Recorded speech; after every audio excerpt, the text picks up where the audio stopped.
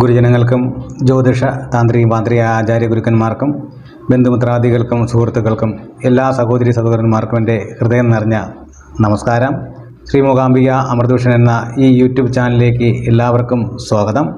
ഞാൻ ശ്രീ മൂകാംബിക മഠം അജയ് സുരേന്ദ്രൻ പോറ്റി. ഈ വർഷം, അതായത് കൊല്ലവർഷം 1200 ആണ്ട് ചിങ്ങമാസം മുതൽ കർക്കിടക മാസം വരെ, മേടൻ രാശിക്കൂറ് മുതൽ മീനൻ രാശിക്കൂറ് വരെയുള്ള 27 നക്ഷത്രങ്ങളിൽ ജനിച്ച എല്ലാവർക്കും വേണ്ടിയിട്ട് ഉള്ള ഒരു ചിങ്ങമാസം മുതൽ കർക്കിടക മാസം വരെയുള്ളൊരു ഒരു വർഷത്തെ പൊതുഫലമാണ് ഞാനിന്നിവിടെ പറയുന്നത്. അതിലേക്ക് പോകുന്നതിന് മുമ്പായിട്ട് നിങ്ങൾ ആദ്യമായിട്ടാണ് എൻ്റെ ഈ യൂട്യൂബ് ചാനൽ കാണുന്നതെന്നുണ്ടെങ്കിൽ ഒന്ന് സബ്സ്ക്രൈബ് ചെയ്യുകയും വീഡിയോ ഇഷ്ടപ്പെട്ട് കഴിഞ്ഞാൽ ഒന്ന് ലൈക്ക് ചെയ്യുകയും സുഹൃത്തുക്കൾക്കും ബന്ധുക്കൾക്കും ഉപകാരപ്പെടുന്നതിന് വേണ്ടിയിട്ട് വീഡിയോ ഒന്ന് ഷെയർ ചെയ്യുന്നതും വളരെ നല്ലതായിരിക്കും. എന്താണ് ഫലമെന്ന് നമുക്കൊന്ന് നോക്കാം.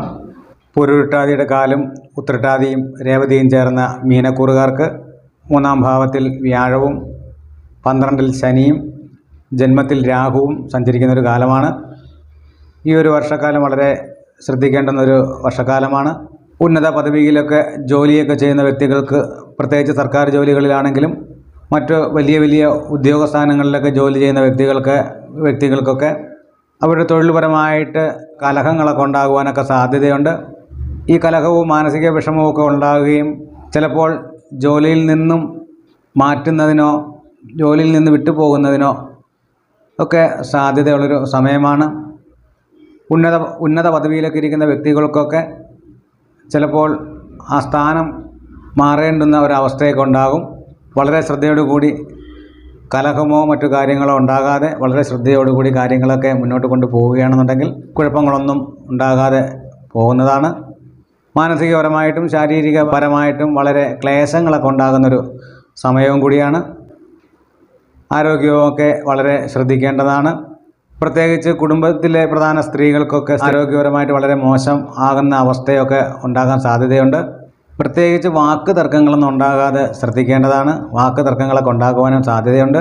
തന്മൂലം തന്നെ ധാരാളം ശത്രുക്കൾ ഉള്ളതായിട്ട് അനുഭവപ്പെടും.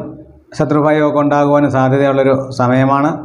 മാനസികപരമായിട്ടുള്ള വിഷമകരവും ബുദ്ധിമുട്ടുകളും കൊണ്ട് നാട് വിട്ടു പോകുന്നതിന് വരെ സാധ്യതയുള്ളൊരു സമയമാണ്. സ്വജനങ്ങളുമായിട്ട് കലഹമുണ്ടായിട്ടും അവരിൽ നിന്നും അകന്നു മാറി നിൽക്കുവാനും സാധ്യതയുള്ളൊരു വർഷക്കാലമാണ്. പ്രത്യേകിച്ച് കുടുംബത്തിൽ ഭാര്യാഭർത്താക്കന്മാർ തങ്ങളുടെ കലഹം മൂലം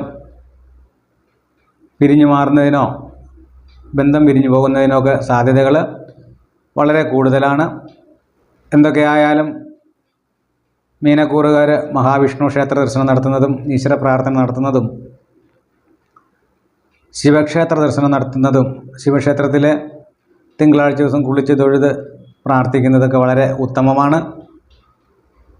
എന്തൊക്കെയായാലും പൂരുരുട്ടാതിയുടെ അവസാന കാൽപാദവും ഉത്രട്ടാതിയും രേവതിയും ചേർന്ന മീനക്കൂറുകാർക്ക് എല്ലാവിധ കുടുംബ ഐക്യതയും ഐശ്വര്യവും സമ്പത്തും ഒക്കെ ഉണ്ടാകട്ടെ എന്ന് ആത്മാർത്ഥമായിട്ട് പ്രാർത്ഥിച്ചുകൊണ്ട് നന്ദി, നമസ്കാരം.